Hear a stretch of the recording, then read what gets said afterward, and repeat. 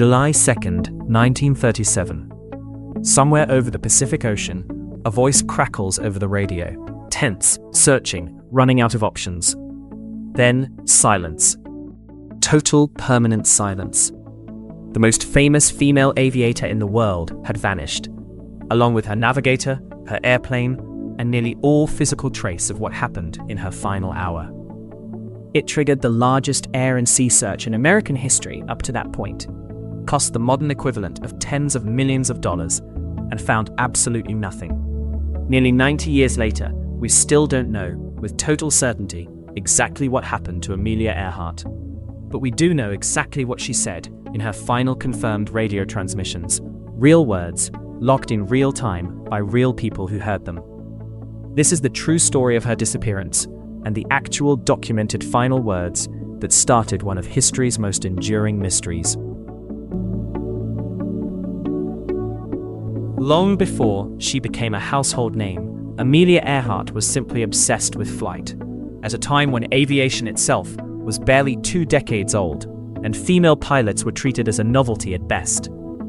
She took her first flying lesson in 1921 and bought her first airplane within 6 months. By 1928, she'd become the first woman to fly across the Atlantic Ocean as a passenger, and unsatisfied with merely riding along, flew it solo herself just 4 years later, becoming the first woman to complete a solo transatlantic flight, and only the second person of any gender to do it at all. She set altitude records. She set speed records. She became a best-selling author, a fashion icon, and one of the most recognizable celebrities in America, using her fame deliberately to promote women in aviation at a time when the industry and much of the public still doubted women belonged in a cockpit at all.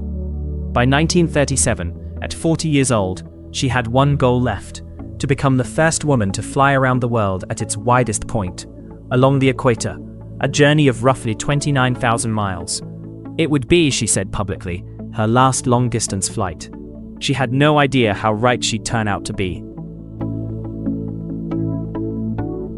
Earhart's aircraft for the journey was a Lockheed Model 10E Electra, a twin-engine, all-metal plane, specially modified with extra fuel tanks for the extreme distances required, essentially converting most of the cabin into a flying gas tank.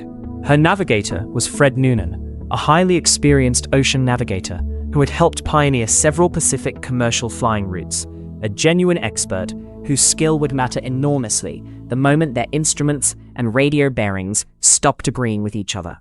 The world flight departed Oakland, California on May 21, 1937, following the equator eastward across South America, Africa, the Middle East, and Southeast Asia, roughly 22,000 miles completed with remarkably few serious problems. Then came the most dangerous leg of the entire journey, New Guinea to Howland Island, a flat, mile-and-a-half-long strip of land in the middle of the Pacific Ocean, over 2,500 miles of open water, with no margin for navigational error, aiming for a target so small and so remote that finding it required near-perfect radio coordination between the plane and the ships waiting below.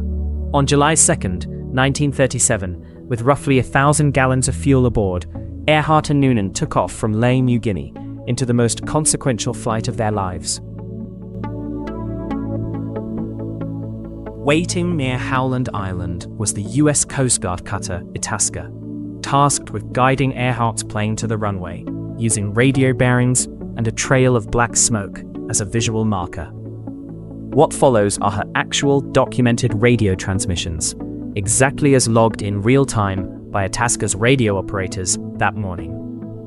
At 7:42 a.m., Earhart transmitted, "We must be on you, but cannot see you. Gas is running low. Been unable to reach you by radio. We are flying at altitude 1,000 feet." The Itasca transmitted back repeatedly, trying to get a radio bearing to guide her in. But for reasons never fully resolved, Earhart's plane appeared able to transmit, but was not receiving most of the ship's return signals clearly. At 7:58 a.m., she transmitted again. "We are circling but cannot hear you." At 8:43 a.m. came her final confirmed transmission, one of the most studied 19 words in aviation history. "We are on the line 157337. We will repeat this message. We will repeat this on 6,1000. After that, nothing. No further confirmed transmissions were ever received from Earhart's aircraft, by the Itasca, or by anyone else, ever again. Within hours, the US Navy and Coast Guard launched what became at the time the largest and most expensive air and sea search operation in American history. The battleship Colorado and the aircraft carrier Lexington, along with dozens of support vessels and aircraft, scoured over 250,000 square miles of open Pacific Ocean over the following 2 weeks, an area larger than the state of Texas. They found absolutely nothing. No wreckage, no oil slick, no debris field, no confirmed radio contact after that final transmission at 8:43 a.m. On July 19, 1937, the search was officially called off. The US government's formal conclusion, based on the available evidence, was straightforward and unsentimental. The plane had almost certainly run out of fuel and crashed into the ocean, sinking beyond any realistic hope of recovery in water estimated at over 3 miles deep in parts of the search area. It should have been, in most respects, the end of the story, a tragic accident, thoroughly investigated, formally closed. Instead, it was only the beginning of one of the most persistent mysteries of the 20th century.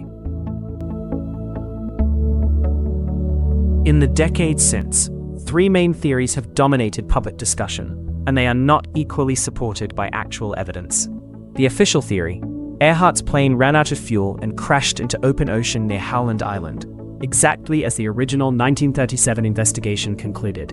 This remains, among most historians and aviation investigators, the leading explanation, grounded directly in the final transmissions themselves, which describe dangerously low fuel and an inability to locate land. The captured by Japan theory, a persistent, popular claim that Earhart and Noonan were secretly on an espionage mission, were captured by Japanese forces and died in custody.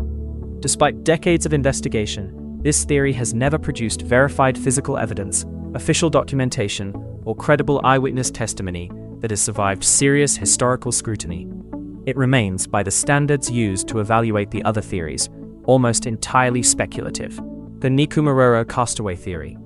Researchers, most prominently the organization Taiha, argue Earhart and Noonan actually missed Howland Island, but successfully landed on a reef near the uninhabited atoll of Nikumaroro, roughly 350 miles southeast, and survived there for some period of time as castaways before ultimately perishing. Unlike the Japan theory, this one is supported by genuine circumstantial evidence, recovered artifacts consistent with 1930s American manufacture, a partial skeleton found on the island in 1940, with forensic analysis that some researchers argue is consistent with Earhart's build, and radio distress signals reported by numerous listeners in the days after the disappearance that some analysts believe were too specific and consistent to have been hoaxes.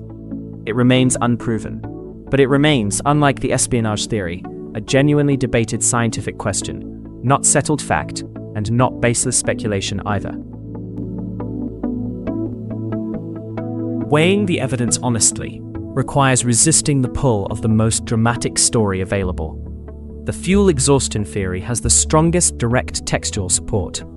Earhart's own final words describe low fuel and an inability to locate land, precisely the conditions that would precede a forced ocean landing. Its weakness is simply the absence of any physical wreckage ever confirmed, in an ocean deep and vast enough that this absence isn't, on its own, particularly surprising. The Nikumaroro theory has produced genuinely intriguing circumstantial evidence over decades of expeditions, but intriguing and conclusive remain very different standards, and no artifact recovered from the island has yet been definitively, unambiguously matched to Earhart, Noonan, or their specific aircraft through DNA or serial number level physical evidence. The Japanese capture theory, despite decades in popular culture, simply has not produced evidence that survives serious scrutiny. No verified Japanese military or government documentation, despite extensive post-war historical access to Japanese wartime records, has ever substantiated it. The honest answer, nearly 90 years later, is that we know precisely what Earhart said in her final confirmed minutes, and we still do not know with real certainty exactly what happened in the hours that followed. Amelia Earhart's disappearance turned her into something larger than the very real, remarkable career that preceded it.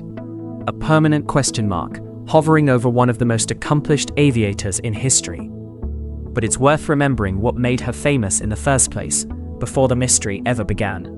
A woman who set genuine records, broke genuine barriers, and spent her career proving, one flight at a time, that the sky belonged to her exactly as much as it belonged to anyone else. Her final transmission, 19 words, logged in real time by real people on a real morning in July of 1937, remains the last confirmed thing she ever said to the world. We are on the line. We will repeat this message. Nearly 90 years later, in a way, we still are.